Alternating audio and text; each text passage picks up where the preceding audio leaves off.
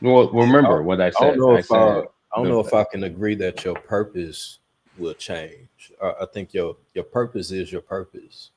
It Right. may look different, but I don't think that it necessarily changes. So if you're a teacher, right? If you were put here to teach or to bring awareness, enlightenment, that may that along the path is all going to look the same, but maybe the way that you do it is going to look different. I Right. don't think that your purpose necessarily would change, though. I agree with that. I But agree with that whole. remember what remember just to give you guys a background real quick. Remember, I started off saying that your age also determines your purpose because when I was 7, my purpose wasn't what my purpose is now at the age that I am.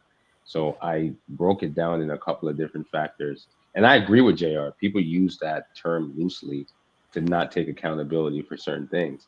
But I think when I was a child, my purpose at that point was to just obey my parents. It doesn't mean that your parents are always right, but the principle is that they're your parent. So therefore you submit to them. Then once you do that, then once you become a man, because I'm a man, I'm not a woman, my job now is to be a father and to be an example and to have children, be a That's dad, that's that's and not your so that's not a purpose though. That's Right. that's your duty. That's a Your role. that's an obligation. Yeah. So it's an obligation and a duty for you to obey your parents. Yeah. Once you become a man and have children, it's an obligation and a duty to be a father. That has nothing to do with your purpose. Yeah. I agree. It's like the chair, like a. what's your definition of purpose? May I? Or go ahead. Sorry. Yeah, no, Yeah, go ahead, go ahead. Ashanti. No, go ahead, Each Ashanti. I want to hear you. it's the essence of who you are. There are certain qualities and traits and skills that you have been endowed with that no one else has. And it is, for example, if we take a chair, no matter how you design a chair, in its essence, all chairs have four legs and a seat, right? And so the purpose of that chair, or at least the way in which that chair has been designed, is to fulfill the purpose to allow things to like to lay on it or whatever or sit on. In a similar sense, each one of us have certain skills, characteristics, um, natural talents, and proclivities, whatever, certain things that essentially make you you. That no matter what circumstance you are in, it will always be in your essence. And your purpose essentially is allowing all of those skill sets to come into unity so you can fulfill the thing that you're supposed to do. And that can be expressed in many different ways, but your to me is your purpose is the essence of who you are. All your characteristics coming together in one to fulfill a certain destiny. And it will always want to be expressed no matter where you are, how old you are, it will always be there. And certain, like if you look at your children, there are certain things that are in your children that have always been in your child. That is part of their essence, their purpose, in my opinion. And like there's no way you can take that away from your child, no matter how much you try. If your child likes to dance and sing, that's part of their purpose. And they might not ever live in that purpose, but that is their purpose. Like you can Yes. have a purpose and be ignoring the hell out of it. Yes. And those people, you see them. Those are the people who are afraid to fully express themselves. They're the ones who are comfortable with someone else telling them what to do because they're so divorced from what they naturally should do that they need an outside source to tell them, do this. This is what you must do. This is what you're obligated to do. And they live very unhappy lives because they're disconnected from that purpose, Jay. I think it's a very scary thing to live authentically in your purpose for some people, For a lot of people. for a lot of people. So it's easier to like adopt these like socially acceptable, like, oh, my purpose is to be a mom or whatever. because you're so afraid of being what your actual purpose is.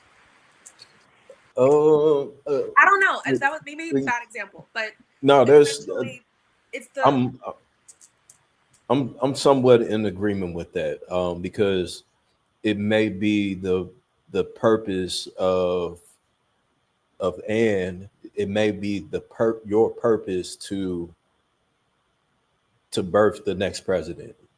Mhm. So is up to you to instill this specific experience for this child to be influenced to Mhm. whatever. Mhm. Right. I think that you can even say that it's some people's purpose to be a martyr. I see This that. Yeah, I can see Judas. that. Yeah. this Yeah. Judas. the death of this person may trigger the trajectory of someone else's Yes. life Yes. to, you know what I'm saying, go this Yes. way or that way. Absolutely. So I think it just depends, you know. Why do some women report higher levels of depression and anxiety as stay-at-home moms? Why do some women report higher levels of depression and anxiety as stay-at-home moms? I think it's because they don't. I mean, they don't have much to do. Really, it's like you kind of like you see the same thing. You get up, you do the same routine every day. You know, it's kind of like it can get depressing when you don't have a variety in your daily life.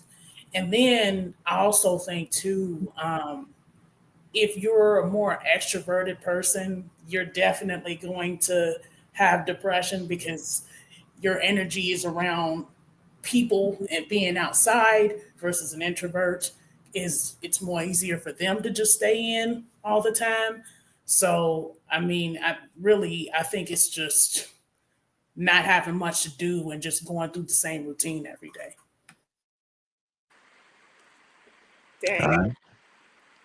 I think you could you could argue also that that's the same thing that happens with single women who work a 9 to 5, who go to their 9 to 5 job, who come home and cook dinner for themselves, and it's the same thing over and over again, and there isn't that stimulation. I think the reason why they report higher levels of depression, anxiety, is because, well, two things. Maybe a lack of support or recognition for the work that they do. And living in a modern society like this, the comparison is pretty high. There is this, there could be this feeling of, I'm not doing enough and I should be doing enough because she's seeing all of these images of boss babes and women conquering the world and she's just at home. It could probably trigger feelings of insignificance. And I don't think we live in a society where, mothers are put on pedestals, so it could just Lem- be, it's maybe not the work, it's the lack of recognition for the work.